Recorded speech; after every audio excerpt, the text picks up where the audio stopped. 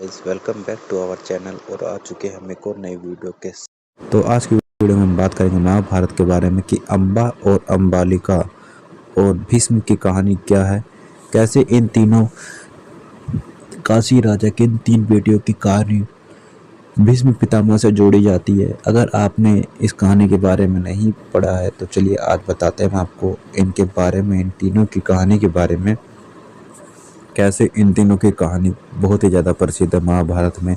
और अम्बा की तो बहुत ही ज़्यादा, जैसे कि आप सभी को पता ही है, नहीं पता तो वो आपको आगे आने वाले वीडियोस में पता चल जाएगा। तो चलिए गाइस शुरू करते हैं आज के अपनी इस वीडियो को और बताते हैं हम आपको कि अम्बा, अम्बालिका और अंबिका और भीष्म की कहानी क्या है महाभारत से जुड़ी हुई।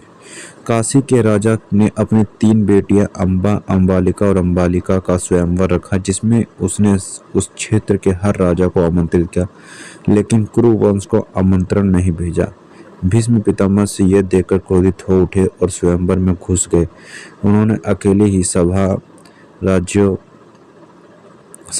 और क्षत्रियों को हरा दिया और तीनों राजकुमारी अम्बा, अम्बालिका को हरण कर हस्तिनापुर ले आए। चित्रांगद एक अहंकारी युवक था। एक दिन वह वन में गया। एक गंधर्व, जो असाधारण क्षमताओं वाली प्राणी होता है, कहीं से वह आया। उसका भी नाम चित्रांगद था। जब गंधर्व ने युवक से नाम पूछा तो युवक ने गर्व से कहा, मेरा नाम चित्रांगद है। गंधर्व हंसने लगा और बोला, तुम्हें खुद को चित्रांगद बुलाने का साहस कैसे हुआ? चित्रांगद तो मैं हूँ, यह मेरा नाम है। तुम यह नाम धारण करने के लायक नहीं हो। बेहतर होगा कि तुम इसे बदल लो। राजकुमार तेज में आकर बोला, तुम्हारी ऐसा कहने की हिम्मत कैसे हुई? लगता है तुम बहुत ही जी लिए। मेरे पिता ने मेरा नाम चित्रांगद रखा है, यह मेरा नाम है। चलो हमें युद्ध लड़कर इसे तय करते। दोनों में लड़ाई हुई और एक पल में राजकुमार की मृत्यु हो गई। एक विचित्र राजकुमार। अब शांतनु का सिर्फ एक पुत्र विचित्र वीर्य बचा था। विचित्र का मतलब है अजीब या असामान्य और वीर्य का मतलब है पुरुष। उसके नाम का मतलब ही कि वह एक विचित्र पुरुष की स्वामी था।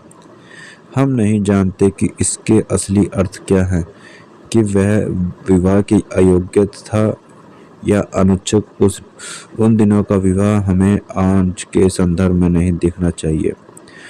उस समय विवाह करने और बच्चा पैदा करना सबसे महत्वपूर्ण होता था। जो राजा होने के नाते उसके घर में पुत्र होना जरूरी था, क्योंकि ऐसा न होने पर उसका उत्तराधिकारी कौन होता। जब आप युद्ध में जाते हैं तो किसी भी दिन आप मारे जा सकते हैं, इसलिए सही उम्र में विवाह करके पुत्र पैदा करना बहुत जरूरी था, वरना आपका सारा साम्राज्य तहस नहस हो सकता था। चित्रांगद की मृत्यु हो चुकी थी और विचित्र विवाह नहीं करना चाहता था। भीष्म भी विवाह ना करने का प्रण ले चुके थे। कुरु वंश में ठहराव आ चुका था और वह आगे नहीं बढ़ रहा था। भीष्म अपने पूरे जीवन राजा बिना राज्य के प्रतिनिधि बनकर रहे और उन्होंने हर किसी का हर चीज का ध्यान रखा।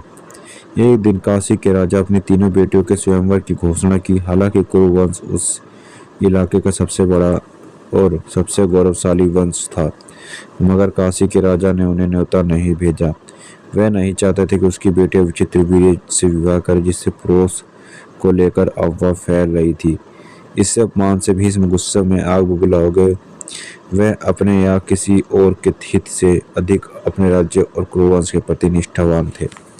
इसी बेइज्जती का बदला लेने के लिए वह स्वयंवर में गए। स्वयंवर में युवतियों को अपना भाग्य खुद चुनने की आज़ादी थी। जब राजकुमारी विवाह योग्य अवस्था में पहुंची थी तो एक समारोह आयोजित किया जाता है, जिसमें विवाह के योग्य क्षत्रिय भाग लेते हैं। समाज के योद्धा वर्ग को क्षत्रिय कहा जाता है। तो इस तरह से इस कहानी की शुरुआत होती है महाभारत में। तो आगे बताएंगे हम आपको कि फिर आगे क्या हुआ जब वहाँ पे राजा शांतनु पहुँचे और कैसे भीष्म ने किया था उनका अपहरण। तो उम्मीद करता हूँ गाइस कि वीडियो आपको अच्छी लगेगी। अगर वीडियो अच्छी लगी है तो वीडियो को ज़रूर लाइक करें, चैनल पे भी नए हैं तो चैनल को भी सब्सक्राइब कर लें, ताकि ऐसे ही आने वाली वीडियोस की नोटिफिकेशन आपको मिलती रहे जल्द से जल्द। तो चलिए मिलते हैं गाइस नेक्स्ट वीडियो में।